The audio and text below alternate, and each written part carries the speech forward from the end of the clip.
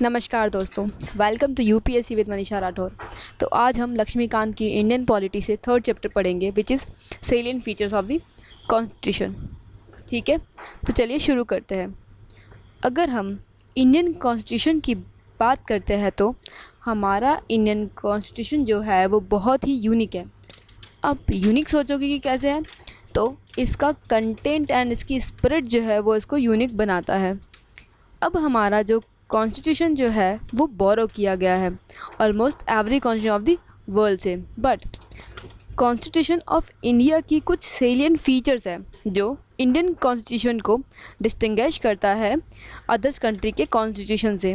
ठीक है, अगर हम इस बात को नोट करें कि नंबर ऑफ़ फीचर्स जो है हमारे कॉन्स्टिट्यूशन की, उसमें सेवरल चेंजेस किए गए हैं जो है हमारे कॉन्स्टिट्यूशन में, उनको जो कि अमेंडमेंट्स भी किए गए हैं, जैसे 7th amendment, 42nd amendment, 44th amendment 1976 का, 73rd एंड 74th अमेंडमेंट जो कि 1992 में किया गया है, 97th अमेंडमेंट जो कि कोऑपरेटिव सोसाइटी से रिलेटेड है, एंड 101st अमेंडमेंट जो कि जीएसटी से रिलेटेड है।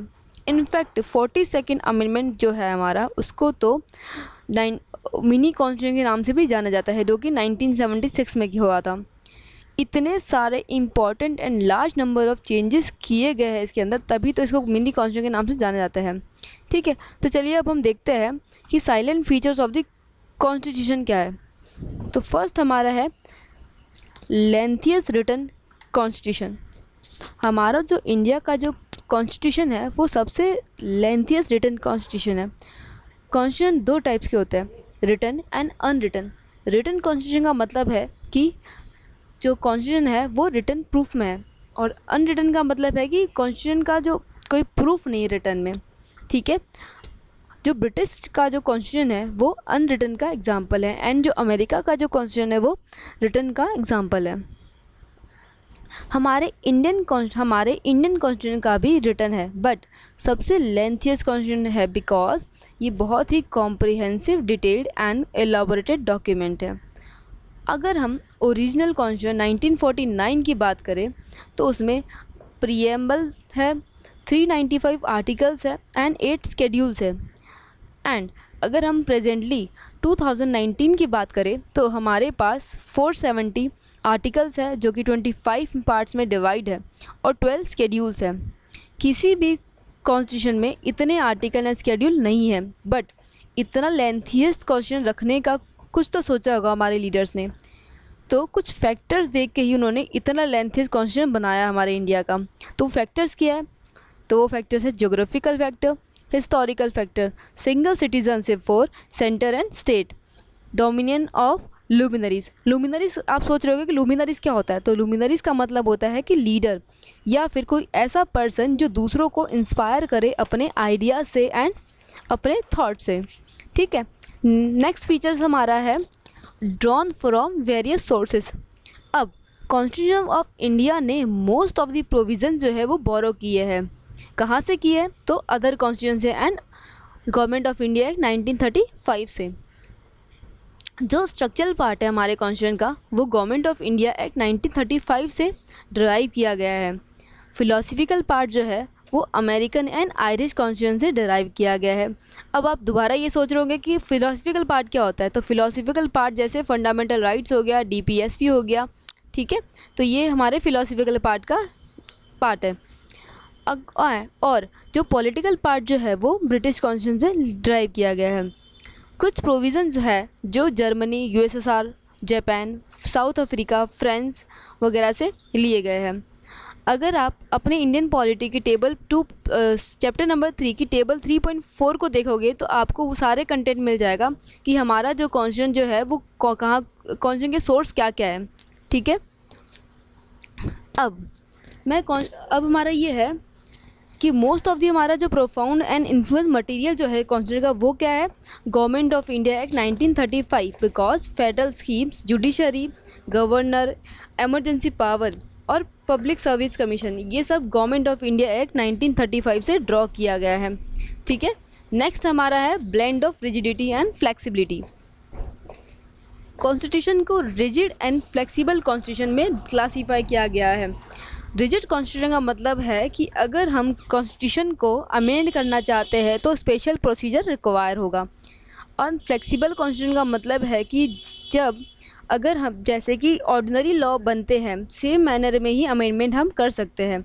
लेकिन कॉन्स्टिट्यूशन ऑफ इंडिया जो है वो ना ही तो रिजिड है ना ही फ्लेक्सिबल है, बल्कि मिक्सचर ऑफ बोथ है। आर्टिकल 368 के अंदर 2 टाइप्स ऑफ अमेंडमेंट प्रोवाइड कर किए गए हैं।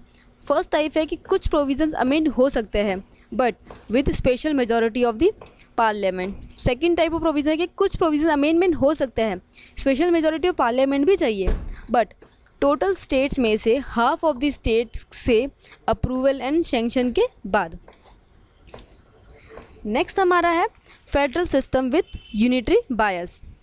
अब कॉन्स्टिट्यूशन ऑफ इंडिया जो है वो federal system of government establish करता है जिसमें फेडरेशन की सारी फीचर्स होती है। फेडरेशन वर्ड जो है वो हमारे कॉन्स्टिट्यूशन में नहीं लिखा गया। ये क्वेश्चन भी बन सकता है कि जो फेडरेशन जो वर्ड है हमारे कॉन्स्टिट्यूशन में लिखा गया है फिर नहीं लिखा है, कि दैट इज़ नहीं लिखा गया। उसके बदले हमने क्या लिखा है, यूनियन ऑफ स्टेट जो है वो यूज़ किया गया है हमारे कॉन्स्टिट्यूशन में। ठीक है, अब आप सोच रहे होंगे कि फेडरल सिस्टम एंड फेडरेशन ये क्या होता है। तो फेडरल गवर्नमेंट मीन कि किसी भी कंट्री के डिफरेंट स्टेट्स या प्रोविंसेस के पास एक इम्पॉर्टेंट पावर होती है। कौन सी पावर होती है, लॉ एंड डिसीजन मेकिंग की। एंड फेडरेशन का मतलब है कि जब ग्रुप ऑफ स्टेट और जो ग्रुप ऑफ स्टेट एक दूसरे को ज्वाइन करते हैं और एक सिंगल ग्रुप फॉर्म करते हैं तो उसे हम फेडरेशन बोलते हैं। अब इंडियन कॉन्स्टिट्यूशन में large number of unitary and non federal features भी होती है, जैसे सिंगल सिटीजनशिप हो गया, इंटीग्रेटेड जुडिशरी हो गया, ठीक है, and so on. The term federal जो है वो कॉन्स्टिट्यूशन में यूज़ किया गया है। आर्टिकल 1 जो हमारा है वो डिस्क्राइब करता है कि इंडिया को as a union of state mean कि इंडियन फेडरेशन स्टेट के अग्रीमेंट के रिजल्ट से नहीं बना है और ना ही किसी स्टेट को राइट है कि वो सिसीड कर सकता है इंडियन फेडरेशन से। ठीक है, तो इंडियन कॉन्स्टिट्यूशन जो है वो फेडरल है इन फॉर्म ऑफ तो बट यूनिटरी इन स्पिरिट है। तो हमारे कॉन्स्टिट्यूशन को क्वाजी फेडरल भी बोला गया है by the KC Wheare. Bargaining federalism बोला गया है मॉरिस जॉनसन ने। कोऑपरेटिव फेडरलिज्म बोला गया है ग्रेवाइल ऑस्टिन ने। And federation with centralizing tendency by Ivor Jenning. तो ये भी क्वेश्चन पूछ सकते हैं कि हमारे कॉन्स्टिट्यूशन को किसने किसने क्या क्या नाम दिया है। ठीक है, तो इसको आप अच्छे से याद कर लीजिएगा। नेक्स्ट है हमारा पार्लियामेंट्री फॉर्म ऑफ गवर्नमेंट। अब इंडियन कॉन्स्टिट्यूशन जो है वो ब्रिटिश पार्लियामेंट्री सिस्टम ऑप्ट करता है rather than American presidential system of government. Parliamentary system of government का मतलब होता है कि लेजिस्लेचर एंड एग्जीक्यूटिव में कोऑपरेशन एंड कोऑर्डिनेशन है।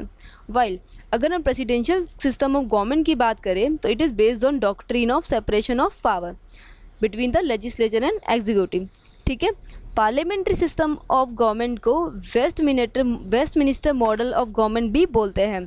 अब कॉन्स्टिट्यूशन जो है वो parliamentary system of government states के साथ साथ सेंटर में भी इस्टेब्लिश होता है। तो पार्लियामेंट्री सिस्टम में पीएम का जो रोल है बहुत ही सिग्निफिकेंट एंड क्रूशियल होता है। ओके, तो कुछ पॉलिटिकल साइंटिस्ट ने भी इसको prime minister model of government भी बोला गया इसी वजह से। क्यों? क्योंकि पीएम का जो है वो सिग्निफिकेंट एंड क्रूशियल रोल होता है। तो अब जब हम पार्लियामेंट्री फॉर्म ऑफ गवर्नमेंट पढ़ ही रहे हैं तो इसके कुछ फीचर्स भी देख लेते हैं। फर्स्ट फीचर है कि nominal and real executive presence होगा। ठीक है, कलेक्टिव रिस्पॉन्सिबिलिटी होगी, किसकी होगी? लेजिस्लेचर एंड एग्जीक्यूटिव की। मेंबरशिप होगी मिनिस्टर्स की लेजिस्लेचर में। लीडरशिप ऑफ पीएम और सीएम की होगी, क्या होगी? लीडरशिप होगी पीएम एंड सीएम की, बट सीएम की जो होगी वहाँ वो कहाँ पे होगी? स्टेट लेजिस्लेचर असेंबली में। Dissolution of the lower house भी होगा, मतलब कि लोकसभा असेंबली। ठीक है, by the passing of no confidence motion. तो एक और क्वेश्चन बन गया कि अगर हमें डिसोल्यूशन ऑफ लोकसभा करना चाहिए, ठीक है, तो हमें कौन सा मोशन पास होगा? तो नो कॉन्फिडेंस मोशन। ठीक है, नेक्स्ट हमारा है synthesis of parliamentary sovereignty and judiciary supremacy. तो doctrine of sovereignty of the parliamentary British parliament से एसोसिएट है। एंड प्रिंसिपल जुडिशरी सुप्रीमेसी जो है वो अमेरिकन के सुप्रीम कोर्ट से एसोसिएट है। अब स्कोप ऑफ जुडिशरी पावर जो है वो सुप्रीम कोर्ट का नैरो है यूएस के जुडिशरी रिव्यू पावर से। अमेरिकन कॉन्स्टिट्यूशन जो है वो due process of law provide करता है और इंडियन कॉन्स्टिट्यूशन जो है हमारा वो procedure establish by law contain करता है। तो one more question you have कि अमेरिकन कॉन्स्टिट्यूशन जो है वो due process of law establish करता है और हमारा जो इंडियन कॉन्स्टिट्यूशन है वो प्रोसीजर इस्टेब्लिश बाय लॉ करता है। ठीक है, अब जो कि आर्टिकल 21 में दिया गया है।